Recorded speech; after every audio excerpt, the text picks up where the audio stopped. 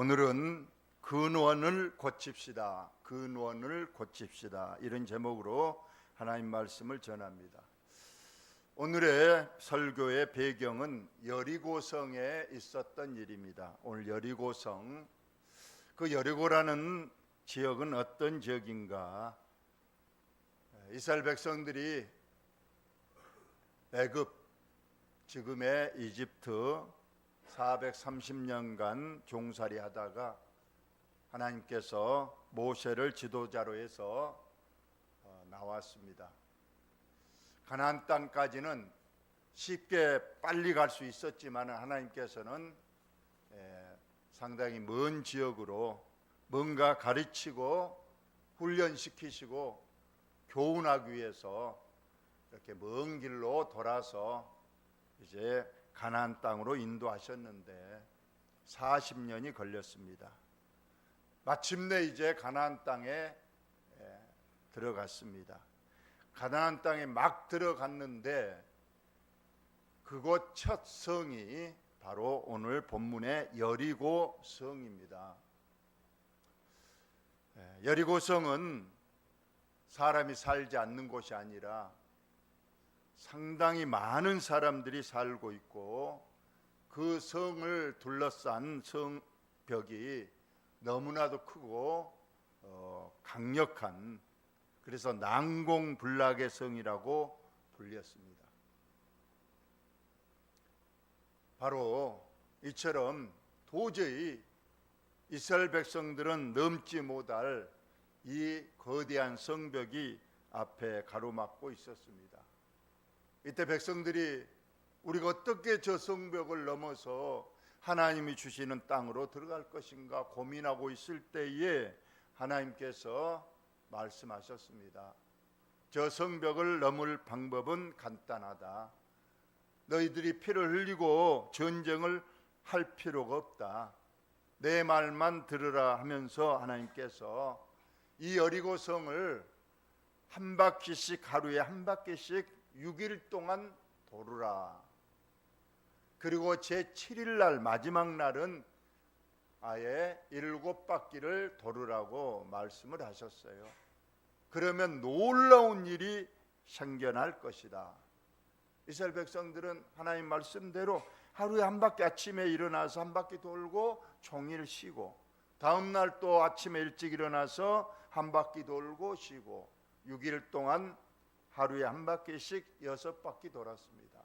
제7일 날은, 마지막 날은 하나님께서 7바퀴를 한 번에 돌라고 했기 때문에 그날은 7바퀴를 돌았어요.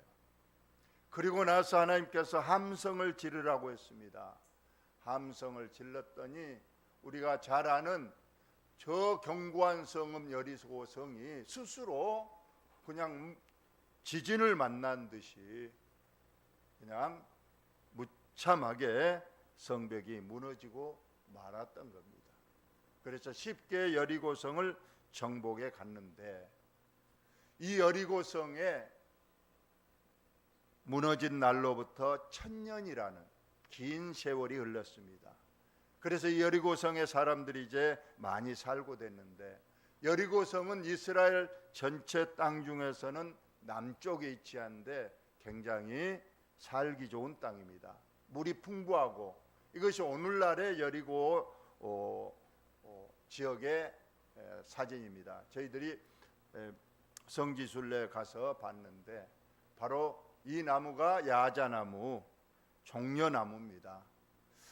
이 나무가 특히 여리고성에 많이 있기 때문에 여리고라는 뜻은 종려나무의 성읍 혹은 향기로운 성읍이다, 그런 뜻을 가지고 있습니다.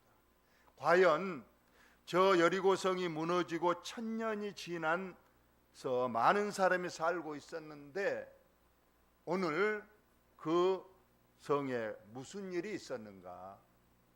이때 이 성을 드나드는 하나님의 선지자가 있었습니다.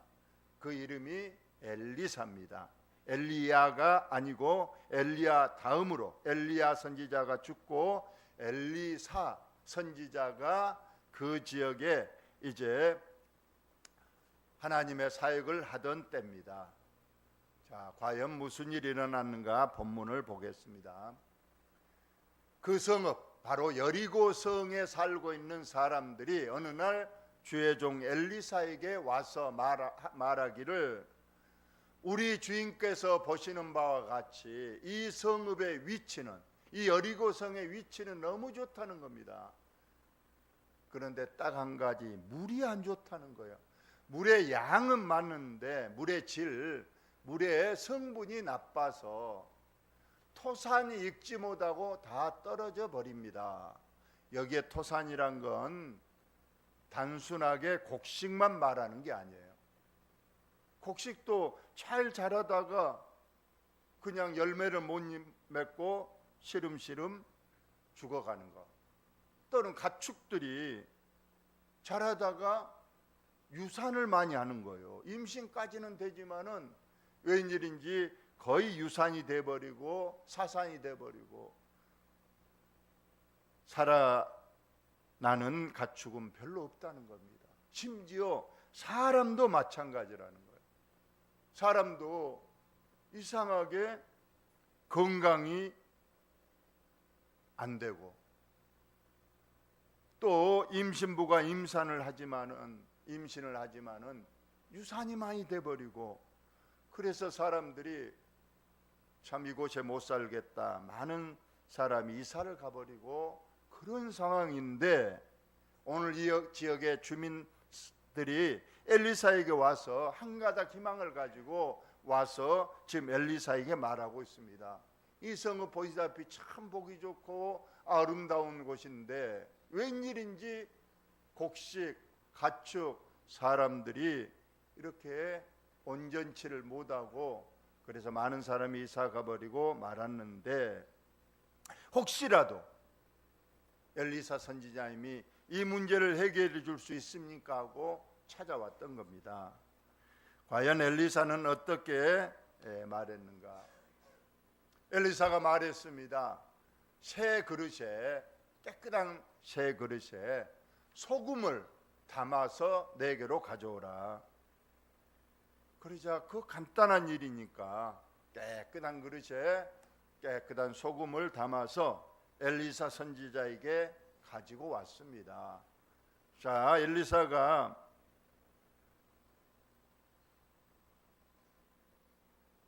이제 그 여리고 성의 물이 어디서부터 오는가, 물 근원을 찾아가는 겁니다. 그랬더니 산속 조그만한 옹달샘이 나타난 겁니다. 여기서 물이 시작돼서 점점 물량이 많아지면서 여리고 성에 이르고, 여리고 사람들은 그 물을 마시고 농사를 짓고 가축을 키웠던 겁니다. 그래서 그 물 근원으로 산속 깊이 그 샘 근원에 가서 엘리사가 가져온 소금을 그 우물 가운데에 던지면서 하는 말씀이, 여호와의 말씀이 내가 이 물을 고쳤다. 그냥 소금을 던지면서 이제부터 이 물이 하나님의 능력으로 깨끗해졌다, 이렇게 선포를 했습니다. 그랬더니 결과가 어땠는가? 그러면서 이제부터 다시는 죽음이나 열매 맺지 못함이 없을지니라, 이렇게 선포를 했더니 그 물이 엘리사가 한 말과 같이 고쳐져서 오늘에 이르렀더라.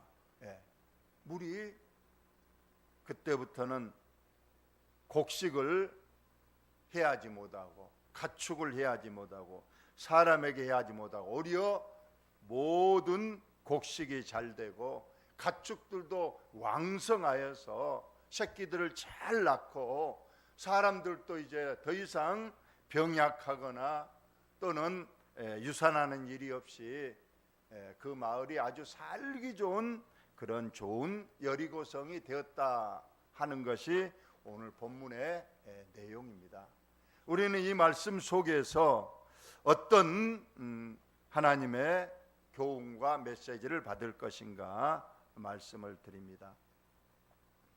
첫째는 오늘 모든 그 물의 나쁜 기운은 물의 근원에서 시작됐다는 거예요. 그래요. 물의 근원을 고치면 모든 물이 전부 다 깨끗해지고 그 물이 모든 활력을 주게 되는 그런 물로 바뀌었다는 겁니다. 물 근원지입니다. 여러분, 한강의 근원지는 어딘가?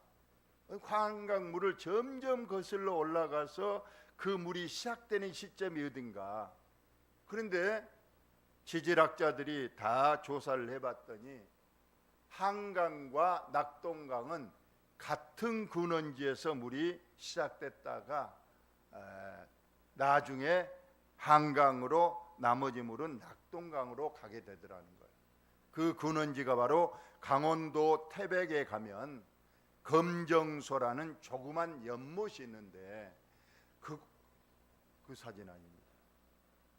그 검정소라는 조그만 연못에서 강원도 태백이라는 그 산속에 있는 조그만 연못에서 물이 펑펑 솟아올리더니 그 물이 시작돼서 일정하게 흐르다가 이제 한강으로 낙동강으로 이제 갈라져서 물이 가더라는 겁니다. 우리 지역의 유명한 강은 영산강입니다. 영산강의 근원지는 어딜까요? 혹시 아시는 분 있나요? 이 영산강을 점점 거슬러 올라가 봤더니 어디서 시작하는가? 조사해 봤더니 담양에 가면 추월산이 있습니다. 그 추월산 가막골이 있어요. 저도 여러 번 가봤는데 그 가막골에 가면 용소라는 또 조그만한 연못이 있습니다. 이곳에서 물이 시작돼서 강주 쪽으로 흘러서 이 전남 일대를 흐르면서 결국 우리 영암군을 거쳐서 이제 목포 하구원을 지나서 바다로 가게 되는데, 이처럼 모든 강들의 근원지가 다 있습니다. 어떤 마을 사람들이 물을 마시고 늘 배가 아프고 배탈이 나고 난리가 났어요. 그래서 어떤 지혜로운 사람이 왜 그럴까? 물이 아무래도 잘못된 것 같다 해서 그 마을 사람들이 마시는 물의 근원지를 찾아갔더니 뒷산 조그마한 연못에서 그 물이 근원됐는데, 그 연못을 가봤더니 거기에 멧돼지가 빠져 죽어 있고 그 멧돼지 뒷다리에 독사가 달려 있더라는 겁니다. 그러니까 여러분이 독사가 이제 멧돼지 뒷다리를 물고 멧돼지가 이제 도망가다가 그 연못에 빠져서 같이 죽었다는 거예요. 그것들이 썩고 독이 그 물속에 혼입이 돼서 그걸로 통해서 이제 물이 흘러 마을에 왔는데, 마을 사람들이 그 물을 마시고 이렇게 배탈이 나고 일이 생긴 겁니다. 그래서 그 연못을 깨끗하게 치우고 청소를 하고 다시 샘물을 받아서 이제 마을 사람들이 마셨더니 아무 일 없고 이제 마을이 평안해졌다는 그런 말도 있습니다. 모든 물은 근원이 깨끗해야 되는 거고, 우리 사람이나 곡식이나 동물들을, 모든 생명체들은 물을 떠나서는 살 수가 없는 거예요. 물이 아주 중요합니다. 그래서 의사들도 건강을 챙기려면 좋은 물을 잘 마셔야 한다고 말하고 있습니다. 우리 몸도 70%가 물로 돼 있기 때문에 좋은 물을 잘 마시는 것이 건강에 아주 유익하다고 합니다. 제가 이 시간에 물의 건강을 말하는 것은 아닙니다. 자, 여기에서 오늘 보니까 물의 근원을 찾아가서 물의 근원을 깨끗하게 했더니 오늘 그 물이 고쳐져서 다시는 물로 인한 해가 없었다고 하는 것이 오늘 여리고성의 말씀인데, 오늘 저와 여러분들은 다 이제 수돗물을 마시잖아요. 육체 건강을 위해서 뭐 우리의 수돗물을 깨끗하게 하자 그런 뜻은 아닙니다. 오늘 영적인 교훈이 여가 있는 거예요. 한번 성경 말씀을 하나 봅시다. 바로 저희들이 성지순례 가서 찍은 사진인데 바로 여기가 여리고에 있는 엘리야의 셈이라는 곳입니다.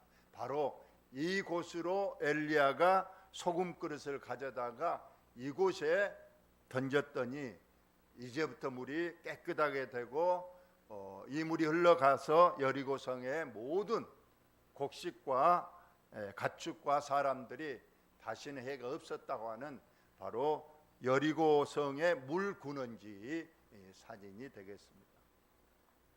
자, 다 같이 한번 읽어봅시다. 시작.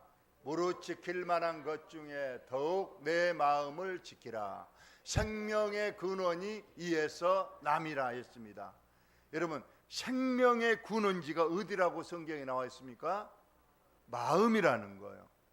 우리의 모든 생명의 원천, 생명의 시작은 우리의 마음에서 시작하기 때문에 이 마음을 깨끗하게 하라는 것이 성경의 오늘 가르침입니다. 우리 인간이 뭔 행동을 하려면 바로 행동이 나오지 않습니다. 여러분 다 아실 거예요. 먼저 마음이 결정합니다. 오늘 주일인데 교회를 갈까 말까. 그냥 몸이 오고 몸이 안 오고가 아니에요. 먼저 마음에 생각을 합니다. 오늘 주일이니까 교회를 가야지. 마음의 결정이 되면 이제 딱 교회를 오게 됩니다. 그러나 마음이 오늘 괜히 몸이 별로 찌뿌둥하고 안 좋네, 피곤하네, 오늘 하루 쉴까?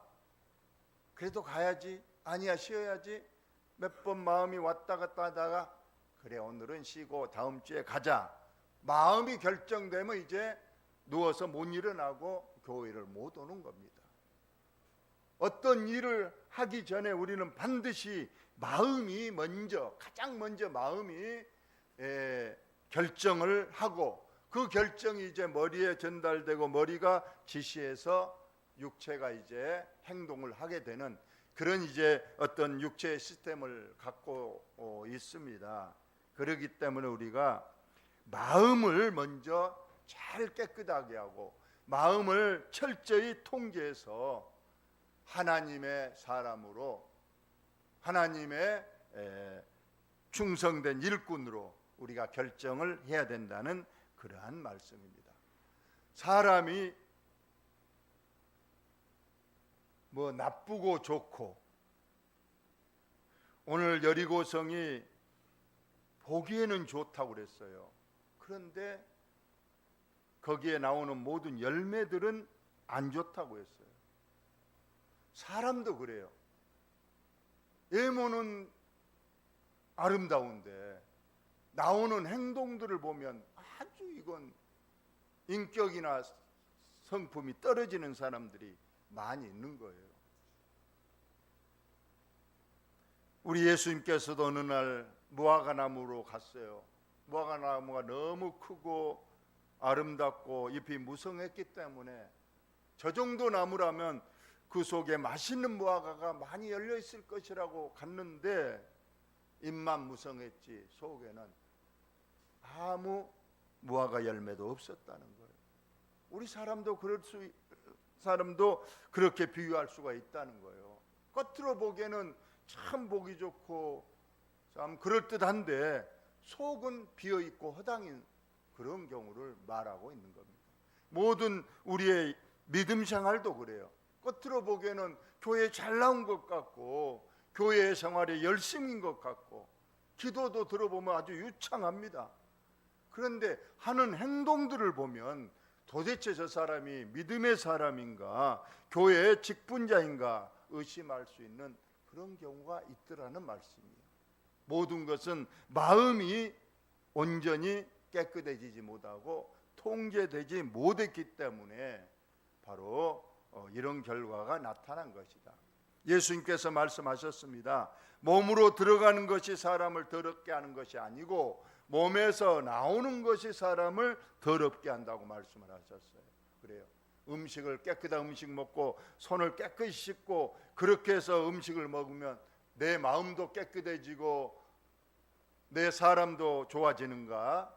유대인들은 그렇게 생각했습니다. 그러나 예수님은 아니라고 했어요.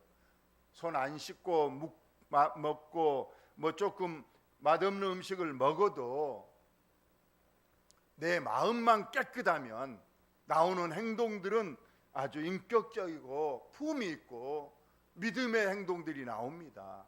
그러나 아무리 손을 잘 씻고 깨끗하게 위생된 음식을 먹어도 내 마음이 더럽고 내 마음이 통되지 못한다면 자꾸 밖으로 나오는 것은 늘 짜증이요 분냄이요 남을 증오하고 미워하는 일들이 있다는 그러한 말씀입니다. 여러분 기억하시기 바랍니다. 내 마음이 먼저다. 내가 마음을 깨끗이 하고 내 마음을 믿음으로 내가 말씀으로 잘 통제해서 항상 생각하는 것이 하나님, 믿음, 교회의 유익을 먼저 내 마음에 결정하고 생각해서 그래서 나오는 모든 행동들이 믿음의 행동들이 되고 그래서 하나님이 기뻐하시는 그러한 저와 여러분들의 믿음이 되시기를 예수님의 이름으로 축원합니다. 두 번째로 보니까 소금으로 깨끗하게 했다고 했어요. 소금을 왜 던졌느냐? 소금을 왜 물 근원에 던졌느냐? 물론 여러분 소금의 힘이 그 물을 변화될 것은 아니에요. 만약 소금 자체가 그 물을 깨끗하게 하는 어떤 요소가 있었다면 그 소금 몇 번 뿌려가지고 되겠습니까? 그 소금이 이제 닿는 그 물만 깨끗해졌다면 다시 솟아나오는 물들은 또 소금을 계속 뿌려줘야 그 물이 바꿔지게 될 것인데 이건 하나의 형식이었어요. 예. 진정한 그 물이 변화된 것은 하나님의 능력이었지 절대 소금은 아니었어요. 그렇지만 왜 또 하나님의 능력이라면 소금을 안 던져도 되고 다른 어떤 나무 이파리를 던져도 되고 흙을 던져도 되고 하나님의 능력만 있으면 그 던져 넣는 것은 아무 다른 걸로 해도 되겠지만 오늘 여기에서도 소금이 우리에게 어떤 영적 교훈을 주기 위해서 하나님께서는 엘리사를 통해서 소금을 거기에 뿌리라고 했던 겁니다. 과연 소금이 성경에서는 어떤 요소가 있는가? 우리 다 같이 한번 읽어봅시다. 시작. 내 모든 소재물에 소금을 치라. 내 하나님의 언약의 소금을 내 소재에 빼지 못할지니 내 모든 예물에 소금을 드릴지니라. 아멘. 하나님께 드릴 모든 제사 드리는 곳에는 소금을 반드시 넣으라고 하나님께서 말씀하셨어요. 아, 우리 하나님도 간이 맞아야 드신가? 하나님은 좀 짜게 드시는가? 그런 말씀은 아니고 여기 분명히 뭐라고 그랬어요? 소금은 하나님의 말씀이다 그렇게 돼 있잖아요. 언약의 약속인 말씀을 상징하는 소금. 그래서 모든 제사나 지금 현재 우리가 드리는 예배는 하나님의 말씀대로 해야 됩니다. 하나님은 성전에 계시니 온천하는 그 앞에 나와서 예배하고 잠잠할지니라. 우리는 그 말씀 믿고 교회에 나왔어요. 또는 우리가 하나님이 집에도 계시고 아니 계신 곳이 없으니까 주일날 집에서 그냥 예배 드려도 되지 않겠는가? 특히 요즘은 인터넷이나 이런 것이 발달돼서 집에서 TV를 켜면 서울의 유명한 대형 교회 그 설교 잘하는 목사님들의 설교가 생방송으로 진행되니까 그것 보면서 예배 드리고 은혜 받으면 좋지 않겠는가? 근데 저와 여러분 왜 굳이 이렇게 작은 교회, 오늘 좀 덥네요. 에어컨을 안 틀었는데 에어컨도 착 틀어지고 그냥 또 성가대도 그냥 200명 멋지게 악대까지 해서 그런 교회 가면 얼마나 은혜가 넘칠까. 그러지만 저와 여러분은 나왔습니다. 바로 하나님의 말씀을 믿기 때문에 그런 거예요. 그래서 오늘 소금으로 그 물 군원을 고쳤다는 것은 하나님의 말씀이 중요하다는 것을 우리에게 말씀하고 있습니다. 한 것 더 봅시다. 우리가 하나님의 말씀과 기도를 우리가 거룩해진다고 했습니다. 여러분, 아까도 말씀드렸지만 내가 정결하게 되고 거룩하게 된 것은 나의 어떤 음식을 먹느냐, 내가 그런 것이 아니라는 거예요. 오늘 보니까 말씀과 기도가 내 자신의 죄를 깨끗하게 하고 나를 하나님의 사람으로 거룩하게 하는 데는 말씀과 기도고, 말씀과 기도가 있는 곳이 바로 예배입니다. 그래서 우리가 예배에 잘 참석하면 내가 알지 못하는 사이에 내가 하나님의 사람으로 거룩해지고 하나님의 사람으로 다듬어지고 하나님의 사람으로 성장하는 줄 여러분 믿으시기를 바랍니다. 결론의 말씀을 드리겠습니다. 우리가 사는 이 지역이 육적으로 평가를 안 하겠지만 영적으로 이 지역이 살기 좋은 지역인가? 만약에 영적으로 우리가 믿음 생활하는데 큰 장애가 있는 지역이라면 우리가 고쳐 나가야 됩니다. 아까 엘리사에게 그 여리고성 사람들이 찾아왔잖아요. 여러분, 문제가 있으면 꼭 하나님께 나오셔서 하나님께 아뢰시기를 예수님의 이름으로 축원합니다. 하나님, 우리 지역에 이런 문제가 있습니다. 우리 교회에 이런 문제가 있습니다. 우리 가정에 이런 문제가 있습니다. 우리 자녀들에게 이런 문제가 있습니다. 하나님 어떻게 할까요? 마을 주민들이 엘리사에게 와서 말하니까 바로 해결되잖아요. 주의 종이 하나님께 기도해서 소금 가져가서 뿌리니 쉽게 그 마을이 살기 좋은 마을이 되는 겁니다. 만약 그들이 그런 방법을 안 쓰고 자꾸 이사가 버리거나 이 정도 참고 살자고 살았더라면 여리고성 고쳐지지 않아요. 용기 있는 몇 사람이 주의 종 엘리사에게 찾아와서 이 성이 이렇게 살기는 좋고 보기에는 좋은데 물이 나빠서 이런 일이 있습니다. 어떻게 할까요? 여러분, 하나님 앞에 이런 문제가 있습니다. 어떻게 할까요? 그 기도회를 하면 하나님께서는 분명히 해결의 응답을 여러분 주실 줄 여러분 꼭 믿으시기 바랍니다. 그런데 우리 사람들은 이미 기도의 목소리가 너무 많이 없어졌어요. 다른 말은 잘하면서 기도하라 그러면 기도를 안 하는 거예요. 기도의 입이 딱 닫혀져 버렸어. 오늘부터 여러분, 아버지에게 아들이 그냥 말한 것처럼 아빠 뭐 사주세요. 아빠 운동화 사주세요. 아빠 1,000원만 주세요. 그냥 아빠에게 쉽게 말하듯이 기도는 그렇게 거창하게 하는 것이 아닙니다.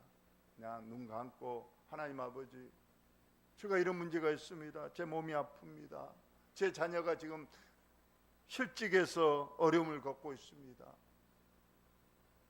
내 아내가 지금 아픕니다.